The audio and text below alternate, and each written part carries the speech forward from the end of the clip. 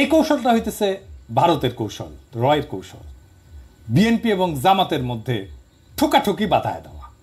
সরাসরি ভারত বিরোধী শক্তির মধ্যে দুইটা দল খুবই সংগঠিত এবং জনপ্রিয়, বিএনপি এবং জামাত। বিএনপি বিশাল বড় দল, জনপ্রিয় দল, জামাত সংগঠিত দল এবং জনপ্রিয় দল। এই দুইটারে যদি আলাদা করে ফেলা যায় তাহলে বাংলাদেশে ভারত বিরোধী শক্তিরে আলাদা করে ফেলা গেল, ক্ষুদ্র করে ফেলা গেল। এই যে বিএনপি জামাতের মধ্যে প্রকাশ্য বিরোধ আমরা দেখতেছি, দুই পক্ষেরই কম বেশি দায় আছে এটা নিয়ে। কার কম বেশি এটা আমি বলবো না। আমরা যারা আপনাদের দল করি না, বিএনপি জামাতের কইতেছি, তারা আপনাদের কোনো পক্ষই নিব না, কারণ কামড়িকে উস্কায় দেওয়া আমাদের কাজ না। আমি আসসালামু আলাইকুম ভিউয়ার, সবাই কেমন আছেন? আশা করতেছি আপনারা অনেক ভালো আছেন। তো ভিউয়ার্স, বিএনপি এবং জামাত এই বিষয় নিয়ে কথা বলবেন আমাদের পিনাকি ভট্টাচার্য দাদা।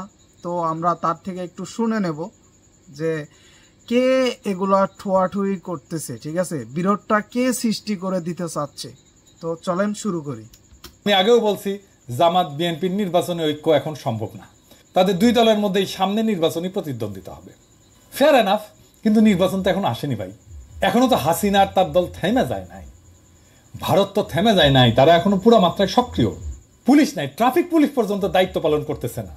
আর্মি চিফ প্রফেসর ইউনূসের কথা শুনতেছেন, সে একটা প্যারালাল অ্যাডমিনিস্ট্রেশন চালাইতেছে, সে প্যারালাল শক্তি কেন্দ্র গড়ে তুলছে। সব আওয়ামী লীগাররা পুনর্বাসিত হইতেছে। দেখেন, এই ইসলামী আন্দোলনে যে জড়িত হয়েছে সব আওয়ামী লীগাররা পালায় গেছে। হাসান মাহমুদ ধরা পড়ছে শুনছি, আমরা শুনছি না? এখন শুনি সে বেলজিয়ামে একের পর এক অন্তর্ঘাত হইতেছে। আনসার, তারপরে হিন্দুদের দিয়া, তারপরে শুরু হইলো গার্মেন্টসে। আর দেখেন সালমান আনিসুলরা এসি রুমে বসে আছে, খাবার আবার বাসা থেকে আসে, আড্ডা দেয়, ভালোই আছে। রাজনৈতিক দলে ভোল পাল্টায় ঢুকতেছে আওয়ামী লীগের লোকজনেরা। আপনারা যে তাদের আশ্রয় দিতেছেন, আপনাদের লজ্জা করে না? আমরা তো রেকর্ড রাখতেছি, টাইম মতো ধরবো। এই আওয়ামী লীগারদের অর্থ আছে। ভারত তো হাসিনাকে আশ্রয় দিয়ে রাখছে, তাই না? দিয়ে রাখছে তো, একজন ফ্যাসিস্টকে, খুনিকে, বাংলাদেশ থেকে বিতাড়িত একজন স্বৈর শাসক ফ্যাসিস্টকে আশ্রয় দিছে না? দিছে, আমরা সবাই জানি সেটা, এবং দেখতেছি, সহ্য করতেছি, কিচ্ছু করার নেই। ভারতের যুদ্ধমন্ত্রী তার সামরিক বাহিনীকে তৈরি থাকতে বলছে, কারণ বাংলাদেশে থাকা তার দাসীকে খেদায় দিছে বাংলাদেশের জনগণ। তারপর বাদ খুলে ভারত ভাষায় দিছে বন্যায়। প্রফেসর ইউনূসকে ইন্ডিয়ান মিডিয়া তুলাধনা করতেছে, কইতেছে ইসলামিক ডিক্টেটর। এই যে দেখেন, আর্মি চিফ কাজ করতেছে তার মতো কইরা। সে পলিটিক্যাল পার্টির সাথে ঘুটু করতেছে, মিটিং করতেছে। সে আওয়ামী নেতাদের প্রোটেক্ট করছে না? দুর্বৃত্ত ব্যবসায়ীদের সাথে মিটিং করতেছে। আর তার প্রহরা থেকে দুর্বৃত্ত জেনারেল মুজিবুর রহমান পালায় যায়। বিশ্বাস করেন যে আর্মি পাহাড়া থেকে পালায় যেতে পারে কেউ? এই প্রসঙ্গে পরে আসতেছি। এরই ভারতের প্ল্যান, ফ্যাসি বিরোধী শক্তির মধ্যে ডিভিশন ঘটায় দাও, এবং তারা সফল হয়েছে। এদিকে সময় যারা ফ্যাসি বিরোধী লড়াই করছেন, আপনারা একে অন্যের বিরুদ্ধে কৃপান তোলার। জামাতের আমির কইছিলেন এক জালেমের বদলে আরেক জালেম আনবো। বিএনপি মনে করছে আমাদের কইছে। এর মধ্যে তারেক রহমান কইছেন কিছু দল প্রতিবেশী দেশে ফান্দে পা দিছে, জামাত মনে করতেছে এটা আমাদের কইতেছে। আমি যে গেলাম জামাতের নেতারে যে আপনাদের নাম তো নেয় নাই। উনারা বললেন আরে এটা সাতক্ষীরায় আমাদের ঘাঁটি, এইখানে আমরা ছাড়া উনি কারে বলবেন? মহাযন্ত্রণা। এর মধ্যে জামাতে আমিরের পড়াতে পত্রিকা আসলো, শিরোনাম বন্ধুত্ব চাই, সহযোগিতা চাই, ভারতের প্রতি জামাতের বার্তা। শফিক ভাই, আপনি মুরব্বী মানুষ, আপনার আমি খুব পছন্দ করি। আপনি শুধু রাজনৈতিকভাবে গুরুত্বপূর্ণ না, একজন শ্রদ্ধাভাজন রাজনৈতিক নেতা না, আপনি আমার পেশারও বড় ভাই, আপনি ডাক্তার মানুষ। তাই আমাদের সাথে দুই ধরনের সম্পর্ক আছে। তো শফিক ভাই, ভারত কি আমাদের জিন্দিগিতে সহযোগিতা করছে? ভারতের কাছে কি বন্ধুত্ব চান শফিক ভাই? ভারত তো সারা জীবন বলে আসছে জামাত বিএনপি ক্ষমতায় চলে আসবে, তাই হাসিনাকে ক্ষমতায় রাখতে হবে, তাই না? বিনা সেক্রেটারি বলে যাচ্ছে জামাত ইনফিল্ট্রেট করছে আর্মিতে। দেখছেন, আপনার দলের নেতারা ফাঁসিতে গেল কার ইন্টারেস্টে, কার চাপে, কার মদদে? ইন্ডিয়ার তো। বিডিআর সেনা অফিসার মারলো কার মদদে? ইন্ডিয়ার তো। হাসিনাকে ক্ষমতায় রাখলো কে 15 বছর? ইন্ডিয়া তো। এই জুলাই আগস্ট গণহত্যার দায় হাসিনার ততটুকু ভারতের না?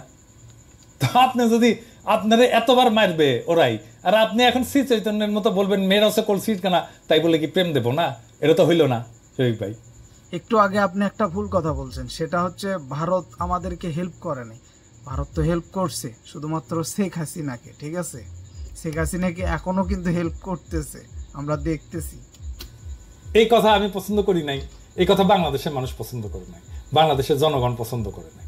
আপনি জেনারেলি বলেন আমরা দক্ষিণ এশিয়ার সকল দেশের সাথে সুসম্পর্ক চাই, ভারতের কথা কেন বলবেন? বিএনপি নেতারা আবার বলেন যে দাদা দেখেন কি বিশ্রীভাবে আমাদের পিছনে লাগছে জামাতের লোকেরা। আমি কইলাম আপনারা কিছু কইেন না, থামে যাবে, দাঁড়ান। আবার পরে এসে ওনারা বলেন দেখছেন থামে নাই। তা আমি কইলাম আমি হইতেছি নিধিরাম সর্দার, আমার কাছে কমপ্লেন করে লাভ আছে? তো যাই হোক, ভিডিওতে কইলাম এখন যদি থামে তাহলে ভালো। জামাতের নামে কি কি ছড়াইছে আমি একটা কয়ে দিই। জামাতের নামে ছড়াইছে যে ওনাদের আর্মি চিফ কিবা কিবা বুঝাইছে, তারপর থেকে জামাত বিএনপি লাগছে। সত্য মিথ্যা জানি না, কি ছড়াইছে আপনাদের বলে দিলাম, আপনারা সতর্ক থাকেন। আমার বলার কথা একটাই ভাই, বিএনপি জামাত দুইটা আলাদা দল, আমরা তো সবাই জানি। আপনাদের ডিফারেন্স আছে, আদর্শের ডিফারেন্স আছে, পদ্ধতির ডিফারেন্স আছে।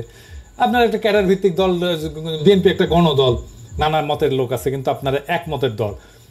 কিন্তু আপনাদের তো কয়েকটা ঐক্য আছে, আপনাদের ডিফারেন্স তো আছে, কিন্তু আপনাদের কয়েকটা ঐক্য আছে, খুব গুরুত্বপূর্ণ জায়গায় ঐক্য আছে।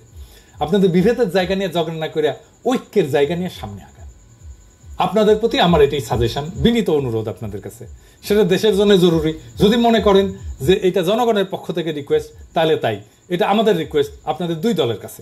আমাদের লড়াই তো শেষ হয় নাই, আপনাদের ছাড়তেছি না আমরা এত তাড়াতাড়ি। আপনারা কি যথাযথভাবে সরকারের পাশে দাঁড়াইতে পারছেন? নিজেরাই প্রশ্ন করেন। পারি নাই, কোনোভাবেই পারি নাই। মাঝে মাঝে বলি যে আপনারা যে দরকার হলো প্রফেসর ইউনূসের সাথে মিটিং করেন, সময় নেন, উনি করবেন মিটিং। আপনারা চান, সময় চান, না দিলে আমারে বললেন যে দেয়নি উনি। আমি তো ওনারা চিনি। আপনারা মিটিং করতে চান, কথা বলতে চান, ওনারা কথা বলবেন। প্রফেসর ইউনূসের সরকার ফেল করলে আমরা কি কেউ বাঁচবো? আপনারা বাঁচবেন। আগে তো বিপ্লব রক্ষা করবেন। আপনারা তো এই সরকারকে লাইনে রাখার চেষ্টা করবেন এবং প্রোটেক্ট করবেন, মনে করায় দেবেন তাদের কর্তব্য কি। প্রফেসর ইউনূসের কথা শুনতেছে না সেনাপ্রধান, উনি ওনার মতো করে ক্ষমতা কেন্দ্র বানাইছেন। আপনারা যদি প্রফেসর ইউনূসের পাশে যে শক্তভাবে দাঁড়াইতেন, সেনাপ্রধান এই কাজ করার সাহস পায়? করেন নাই কেন এতদিন? আপনারা দাঁড়ান ওনার পাশে, ওনাকে, ওনার অথরিটিটাকে কমপ্লিট করেন। সেনাপ্রধান আপনার হাত জগন্নাথ হয়ে গেলে চলবে না। 18,000 লোক আহত হয়েছে, বইয়ের চেন বিক্রি করে চিকিৎসা চালাইতেছে লড়াইয়ের এক যোদ্ধা।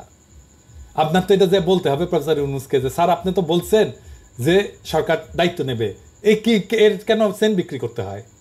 এটা আপনারা যে বলবেন না? খুবই কষ্টের বিষয় এটা। সামনাসামনি যে বলবেন তো। আমাদের প্রথম এবং একমাত্র কাজ হচ্ছে শহীদদের আর আহতদের তালিকা করা, আহতদের সুচিকিৎসার ব্যবস্থা করা। আমরা টেরিবলি ফেল করছি এই কাজ করতে। 1 মাস কিন্তু অনেক সময় আমরা এই কাজ করতে পারি নাই। মিডিয়া দায়িত্ব পালন করতে পারতো, সেটাও করে নাই। আহতদের সুচিকিৎসা না হইলে আমি প্রফেসর ইউনূসকে দায়ী করে যাব সব সময়। প্রফেসর ইউনূস ক্ষমতা ছেড়ে দিলেও আমি দায়ী করে যাব। আমি নিহতদের তালিকা না হইলে প্রফেসর ইউনূসকে দায়ী করে যাব। শুধু আমি না, ইতিহাস দায়ী করবে প্রফেসর ইউনূসকে। আমি এটা প্রফেসর ইউনূসকে মনে করাই দিতে চাই। আপনাকে কিন্তু স্যার দায়ী করবে ইতিহাস, কারণ আপনার হাতে রাষ্ট্র ক্ষমতা ছিল। তো ভিউয়ার্স, ভিডিওটি এই পর্যন্তই ছিল। আপনারা বুঝতে পারলেন যে জামাত আর বিএনপির ভিতর একটা মানে সংঘর্ষ কিভাবে বাধা দেওয়া যায় সেই বিষয় নিয়ে অনেকে চেষ্টা করতেছে। তার ভিতর ভারত থেকে অনেক মানে খারাপ প্রভাব আসতে পারে এবং আসতেছে। আমরা সবকিছু দেখতেছি, দেখেও মানে কিছু করার নাই, হাত গুটিয়ে বসে থাকা ছাড়া। তো ভিউয়ার্স, ভিডিওটি এই পর্যন্তই ছিল। ভালো লাগলে একটা লাইক দিবেন, চ্যানেলে নতুন হয়ে থাকলে অবশ্যই চ্যানেলটিকে সাবস্ক্রাইব করে নেবেন। সবাইকে অসংখ্য ধন্যবাদ এতক্ষণ আমাদের ভিডিও দেখার জন্য। পরিশেষে সবাইকে বাই।